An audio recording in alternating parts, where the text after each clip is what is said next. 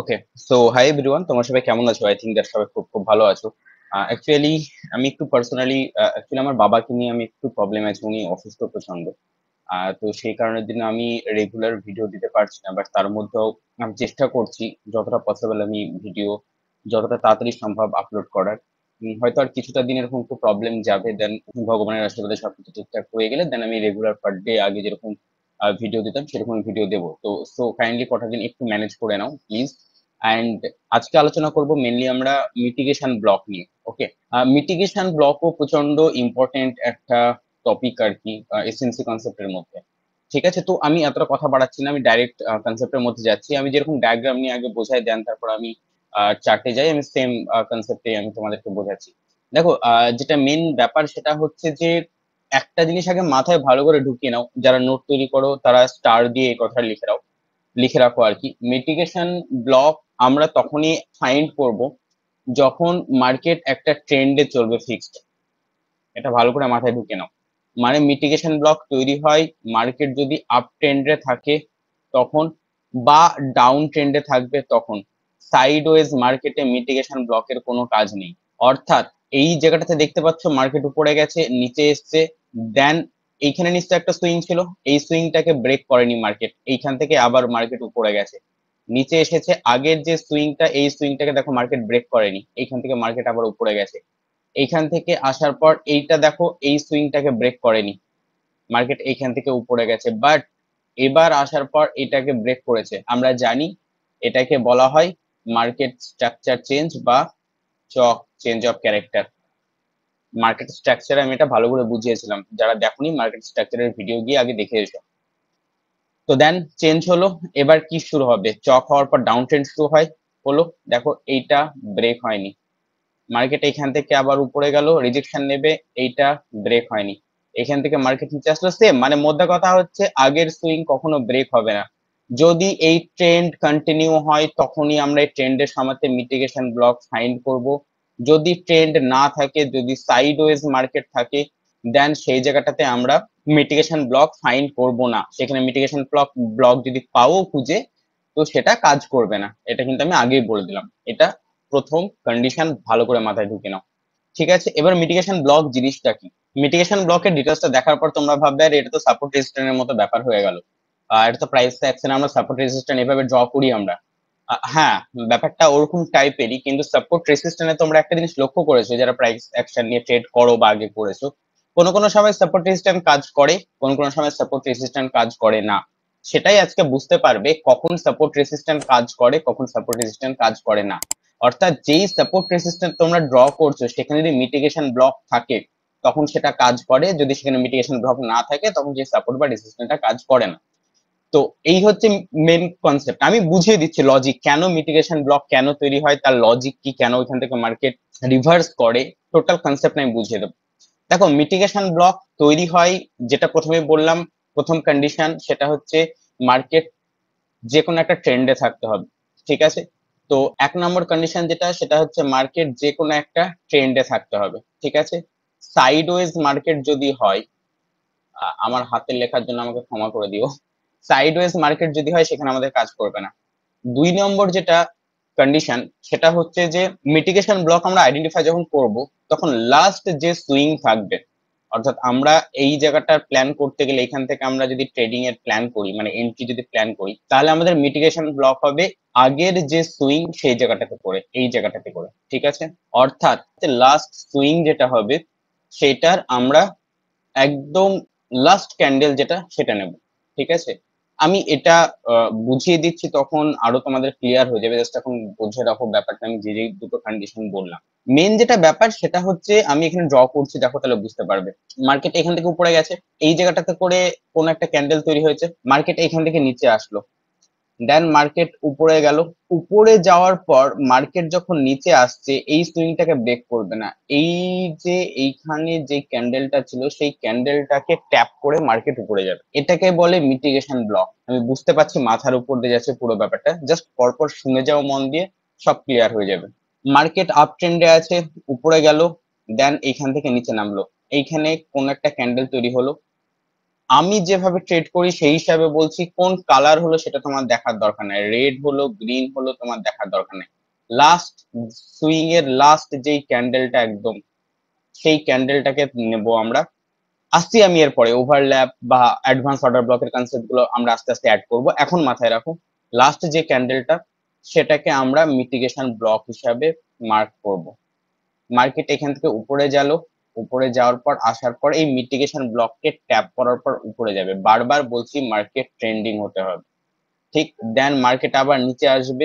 এই সুইং এ যে ক্যান্ডেলটা তৈরি হয়েছে সেই ক্যান্ডেলটাকেই ট্যাপ করে মার্কেট আবার উপরে যাবে।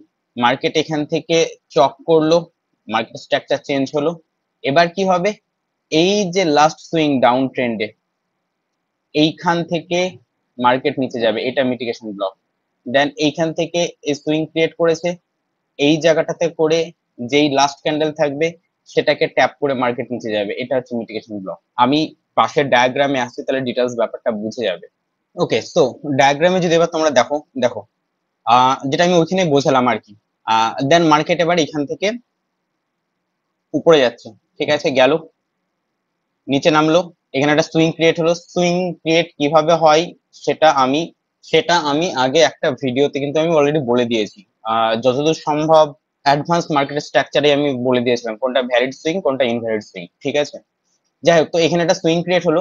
সুইং ক্রিয়েটের দেখো লাস্ট ক্যান্ডেল যেটা, অর্থাৎ আপ ট্রেন্ডের ক্ষেত্রে এটা সুইং যখন নিচ্ছে, কারেকশনটা নিচ্ছে, এই যে রেড ক্যান্ডেল, এই রেড ক্যান্ডেলটার হাই সর্বোচ্চ, ঠিক আছে। তাহলে আমি এই রেড ক্যান্ডেলটাকে আমি নেব, বোঝা গেল। মার্কেট এইখান থেকে নিচে এসছে, মার্কেট উপরে গেল, এই ক্যান্ডেলটাকে মার্কেট ক্রস করে উপরে গেল। মার্কেট আবার এইখান থেকে নিচে আসলো, নিচে আসার পর এই যে ক্যান্ডেলটা, এই সুইং এর এই যে ক্যান্ডেলটা, এই ক্যান্ডেলটাকে এইখান থেকে রিজেকশন নিয়ে আবার মার্কেট উপরে গেল, এইটাকে বলা হয় মিটিগেশন ব্লক। এই যে সুইং ছিল এটাকে ব্রেক করেনি, দেখো এই সুইংটা এইখান থেকে গেছে, এইখান থেকে গেছে, এই সুইংটাকে ব্রেক করেনি। এই সুইংটাকে ব্রেক করেনি বলেই আমি এটাকে মিটিগেশন ব্লক মার্ক করলাম। যদি এটাকে ব্রেক করে দিয়ে তারপরে যেত, আমি মিটিগেশন ব্লক এটাকে মার্ক করতাম না। কারণ আমি বারবারই বলে দিয়েছি আগের সুইং ব্রেক হবে না। মার্কেট এইখান থেকে উপরে গেল, এখানে আসলো, আবার মার্কেট উপরে গেল, এই সুইং ব্রেক হয়নি, তাহলে আমি এবার এটাকে মিটিগেশন ব্লক মার্ক করব। মার্কেট উপরে গেছে, নিচে এসছে, আবার উপরে যাচ্ছে, এই সুইংটা ব্রেক হয়নি, তাহলে এবার এটাকে আমি আবার মিটিগেশন ব্লক মার্ক করব। মার্কেট উপরে যাবে, ঠিক এই মিটিগেশন ব্লক থেকে আবার মার্কেট উপরে যাবে। আমি বোঝাতে পারছি মিটিগেশন ব্লক? আমি খুব সহজ ভাষায় বোঝানোর চেষ্টা করছি, আমি জানি না আমি বোঝাতে পারছি কিনা। অর্থাৎ মার্কেট যখন একটা ট্রেন্ডে চলবে আর কি, তখন আগে, মানে এটা আমি আপ ট্রেন্ডের ক্ষেত্রে বলছি, আপ ট্রেন্ডের ক্ষেত্রে লাস্ট সুইং যখন ব্রেক হয়নি, তাহলে এই সুইং এর এটাকে আমি নেব হচ্ছে মিটিগেশন ব্লক। এটা কনসেপ্টটা বোঝো কি হয়। মার্কেট এখান থেকে উপরে যাচ্ছে, দেন প্রাইস এখান থেকে রিজেকশন নিল, ঠিক আছে, কোনো কারণে, মনে করো এখানে একটা স্ট্রং রেজিস্ট্যান্স আছে, বা মনে করো আমরা মার্কেট স্ট্রাকচারের ক্ষেত্রে যেটা বলেছিলাম যে এটা আইডিএম, আমরা আইডিএম এ কোনো ট্রেড নেব না, ঠিক আছে। তো সেই অনুযায়ী হয়তো কেউ ট্রেড নিল, বা যে কোনো কারণবশত হোক এইখান থেকে যখন মার্কেট ডাউনে আসছে, ঠিক আছে, তখন মার্কেট এখানে সবাই ট্রেড নেয়। এই জায়গাটাতে করে যখন এন্ট্রি নিল, বা মনে করো যে এই জায়গাটাতে করে এন্ট্রি নিল, এবার এই এন্ট্রি সবাই এই জায়গাটাতে করে নেওয়ার ফলে যখন মার্কেট নিচে আসলো তখন তারা প্রফিট দেখতে পাচ্ছে। এবার মার্কেট এখান থেকে উপরে যাচ্ছে, তারা কি ভাববে, ঠিক আছে এখান থেকে রিজেকশন নিয়ে আবার নিচে নামবে, এখান থেকে রিজেকশন নিয়ে আবার নিচে নামবে। আরে এখানে তো স্ট্রং একটা রেজিস্ট্যান্স আছে, অসুবিধা কি আছে, এইখান থেকে মার্কেট রেজিস্ট্যান্স নিয়ে নিচে নামবে। তারা কিন্তু ট্রেডটাকে হোল্ড করে বসে আছে, যেটা প্রফিট ছিল সেটা আস্তে আস্তে তারা লসে যাচ্ছে। এই করতে করতে পুরো তারা লসে চলে গেল। এবার এই জায়গাতে গিয়ে তাদের মাথায় কাজ করতে শুরু করবে যে বাবা, যে কোনো কারণবশত আমার প্রফিটের দরকার নাই, মার্কেট একটু নিচে আয়, একটু নিচে আসলেই বেরিয়ে যাবো বাবা ব্রেক ইভেনে। তাদের মাথায় তখন এটাই কাজ করতে শুরু করে যে আমার প্রফিটের দরকার নাই, আমার ব্রেক ইভেন হলেই হবে। দেন মার্কেট যখন এখান থেকে আবার নিচে আসছে, এই যে যখন ব্রেক ইভেনে আসলো, ব্রেক ইভেনে আসলে এই যে ট্রেডাররা যারা সেল করেছিল তারা সবাই এখান থেকে এক্সিস্ট করে। এবার সেলিং এর এক্সিস্ট মানে কি, বাইং হবে, সেলিং এর এক্সিস্ট মানে বাইং অর্ডার পাঞ্চ হবে। এক, দুই নম্বর কথা, যারা এইখানে স্ট্রং একটা রেজিস্ট্যান্স ছিল, আর জানে যে সেই রেজিস্ট্যান্টটা ক্রস হয়ে মার্কেট উপরে যাওয়ার পর নিচে যখন আসে তখন সেই রেজিস্ট্যান্টটাই সাপোর্ট হয়ে যায়, তখন তারা দেখবে যে এই সাপোর্ট থেকে তো মার্কেট আবার উপরে যাচ্ছে, তাহলে এটা দারুণ সাপোর্টটা কাজ করলো, তাহলে আবার ট্রেড নিই, তাহলে এইখানে তারা ট্রেড নেবে। তাহলে 1 নম্বর এখানে কি হলো, যারা ব্রেক ইভেন তারা বেরালো, তাদের জন্য বাইং অর্ডার পাঞ্চ হলো। 2 নম্বর এটাকে স্ট্রং সাপোর্ট মনে করে এইখান থেকে যখন মার্কেট উপরে যাবে তখন নিউ ট্রেডার যারা তারা মতলব নতুন এখানে অর্ডার পাঞ্চ হবে বাইং এর। ঠিক আছে, তাহলে এখানে নিউ অর্ডার পাঞ্চ হলো বাইং এর। এবার এই দুই ধরনের লিকুইডিটির জন্য মানে এই দুই ধরনের অর্ডারের জন্য মার্কেট এখান থেকে আবার উপরে যাবে। ঠিক আছে, সেম কনসেপ্টে মার্কেটে আবার এটা মিটিগেশন ব্লক হবে। ঠিক আছে, কারণ মার্কেট এখান থেকে উপরে গেল, এখান থেকে যখন নিচে আসছে তখন এখানেও সেম ভাবে অনেকে ডাউন সাইডের ট্রেডের প্ল্যান করবে।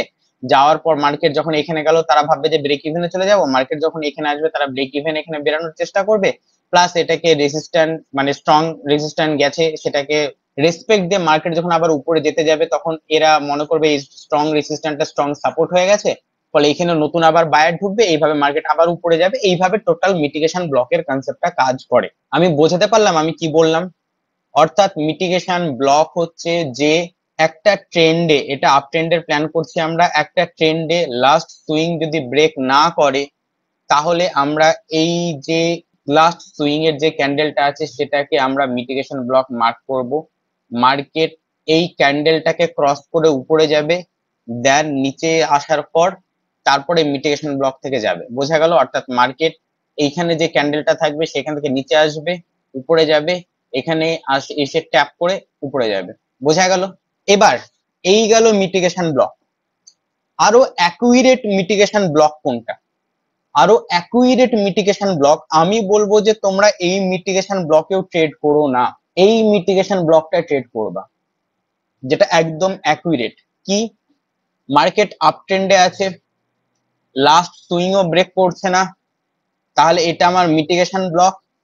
মজার জিনিস হলো দেখো, এই যে এবার মার্কেট উপরে যাচ্ছে এখানে একটা আমার অর্ডার ব্লক তৈরি হয়েছে, আর এইটা হচ্ছে আমার এফবিজি। মিটিগেশন ব্লক আর এফবিজি দেখো ওভারল্যাপ করেছে, তাহলে আমার এটা হচ্ছে একদম স্ট্রং আমার মিটিগেশন ব্লক। প্রচুর হাই প্রবাবিলিটি মার্কেট এইখান থেকে ট্যাপ করে যাবেই যাবে উপরে।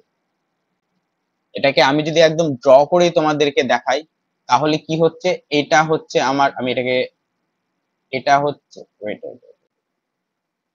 ওকে, তো এটা হচ্ছে আমার অর্ডার ব্লক। ঠিক আছে, আর এইটা হচ্ছে আমার এফবিজি।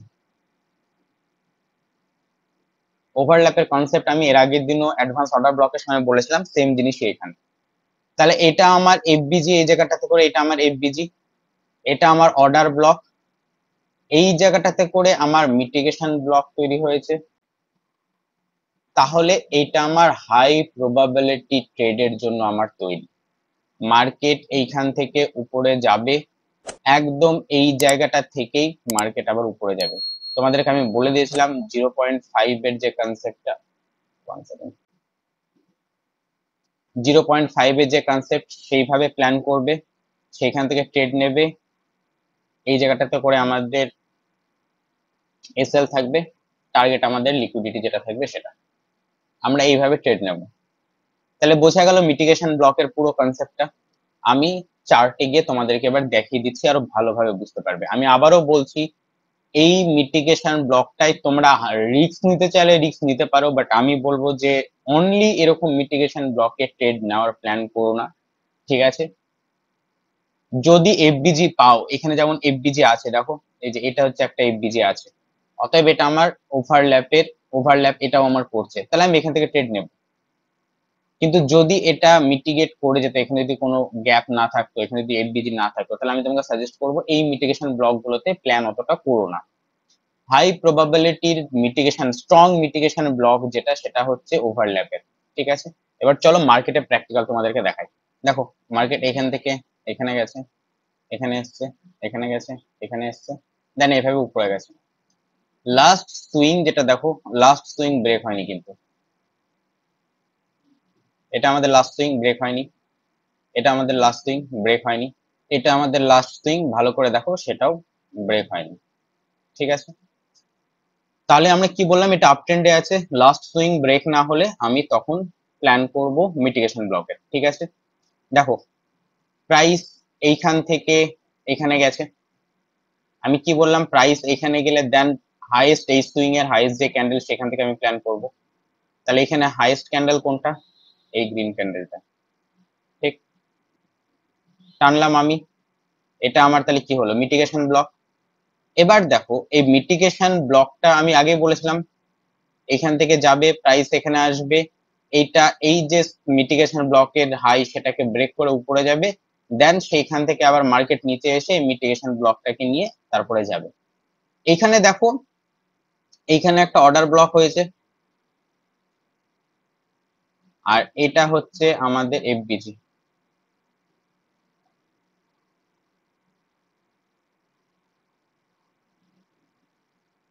ঠিক আছে, মার্কেট এফবিজি থাকা সত্ত্বেও মার্কেট আমরা হয় অর্ডার ব্লকে ট্যাপ করে মার্কেট উপরে যাবে, আর না হলে এফবিজি তে ট্যাপ করে মার্কেট উপরে যাবে, আমরা তাই জানি।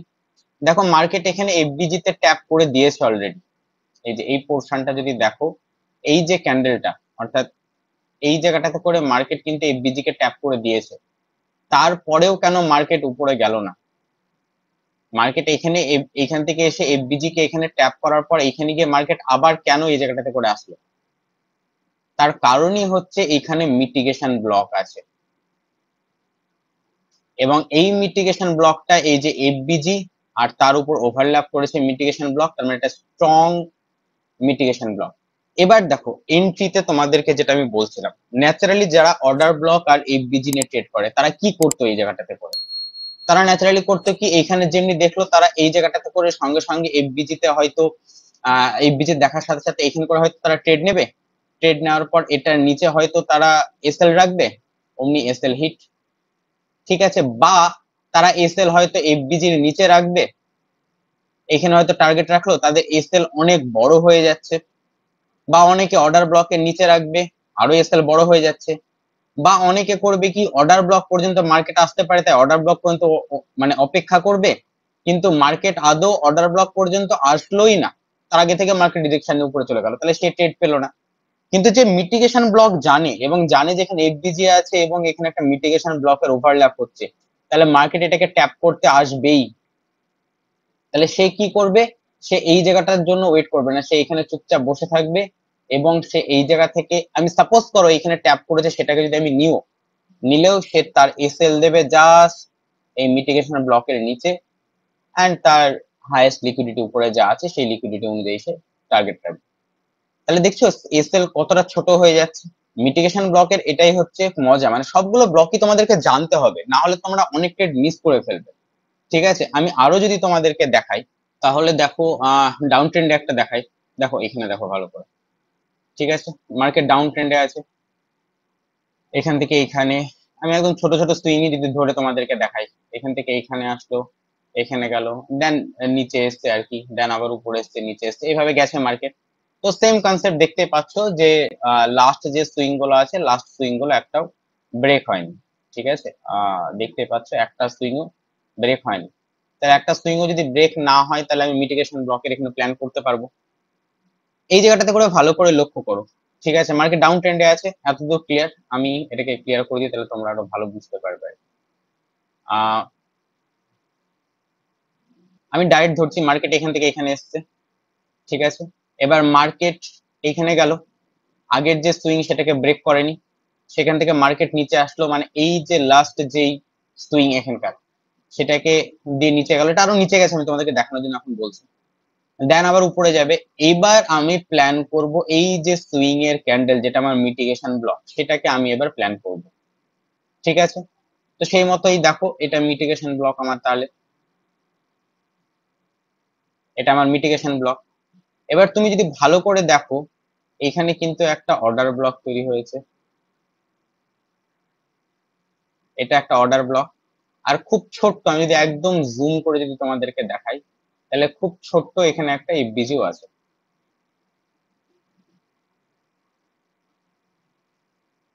ঠিক আছে, তাহলে আমার এফবিজি আর মিটিগেশন ব্লক আমার ওভারল্যাপ, তার মানে এটা আমার স্ট্রং একটা মিটিগেশন ব্লক। তাহলে মার্কেটে এখান থেকে আমি ট্রেড নিতে পারবো। মার্কেট দেখো সেখান থেকে মার্কেট বুম করে কতটা নিচে পড়েছে। আরো যদি তোমাদেরকে দেখায় তাহলে দেখো মার্কেট এখান থেকে নিচে এসছে, দেন উপরে গেছে, দেন এই সুইংটাকে ক্রস করেছে, দেন এখানে গেছে। এবার কি হবে, মিটিগেশন ব্লক ওয়াইজ এইখান থেকে মার্কেট রিজেকশন নেওয়া উচিত, ঠিক আছে, দিয়ে আবার নিচে আসবে। দেখো এই যে এটা হচ্ছে মিটিগেশন ব্লক, মার্কেট এখান থেকে রিজেকশন নিয়েছে। তুমি যদি আরো এটাকে অ্যাকুরেট নাও, এটা 50% নাও, ব্যাস এখানে হচ্ছে তোমার ট্রেড, এটা তোমার এন্ট্রি, এসএল এইখানে, টার্গেট তোমার এখানকার এই অর্ডার ব্লক, ঠিক আছে। আচ্ছা আমি আরো দেখিয়ে দিচ্ছি, যেমন ধরো 1 আওয়ারে, ঠিক আছে, মানে তুমি সবকিছু করতে পারবে, তুমি স্ক্যাল্পিং বলো, হোল্ড বলো, যে যেরকম টাইপের প্ল্যান করো তারা সেরকমই করতে পারবে। আচ্ছা এটা 1 আওয়ারের টাইম ফ্রেমের, আমি এখানেও একটা দেখিয়ে দিচ্ছি তোমাদের। মার্কেট এখান থেকে উপরে গেছে, এখানে এসছে, এখানে গেছে, এই যে মিটিগেশন ব্লক আছে, এই মিটিগেশন ব্লক থেকে মার্কেট রিজেকশন নিয়ে মার্কেট আবার উপরে যাবে, ঠিক আছে।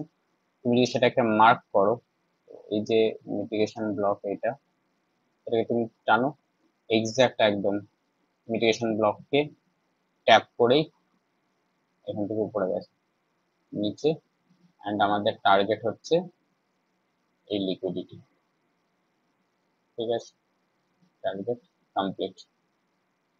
এই এইটা এই লিকুইডিটি হচ্ছে আমাদের টার্গেট, ঠিক আছে। তো তুমি যেটাতে দেখবে, ঠিক আছে, দেখো এটাতে 1:14, তো যেটাতে দেখবে তুমি যে টাইম ফ্রেমে দেখবে সেই টাইম ফ্রেমে পাবে। মিটিগেশন ব্লকটা খুব ইম্পর্টেন্ট একটা টপিক, ঠিক আছে, এটা ভালো করে মাথায় রেখো। অর্ডার ব্লকের সাথে সাথে মিটিগেশন ব্লকও তোমাদেরকে হেল্প করবে। দেখো তোমরা যারা লিঙ্ক করতে পারছিলে না, তোমরা যারা আগে বলছিলে যে আমি লিঙ্ক করতে পারছি না, লিঙ্ক করতে পারছি না, তোমরা আশা করি এবার লিঙ্ক করতে পারবে, ঠিক আছে। যে আমি পরপর পরপর পরপর কিভাবে কিভাবে যাচ্ছি আর কি, যে অর্ডার ব্লক একটা কনসেপ্ট, মিটিগেশন ব্লক একটা কনসেপ্ট, এগুলো যখনই তোমরা চার্টে দেখতে পারবে, আইডেন্টিফাই করতে পারবে, তখনই সেগুলোকে সেভাবে এন্ট্রি প্ল্যানিং করবে, ঠিক আছে। তো আশা করি আমি মিটিগেশন ব্লক তোমাদেরকে বোঝাতে পেরেছি। যদি কোনো বুঝতে অসুবিধা হয়ে থাকে তোমরা কমেন্ট করো, আমি চেষ্টা করবো সেটা সলভ করে দেওয়ার, ঠিক আছে। তো আজকের ভিডিওটা এতদূর পর্যন্ত থাক, দেখা হচ্ছে পরের ভিডিওতে। সবাই ভালো থেকো, সুস্থ থেকো, বাই।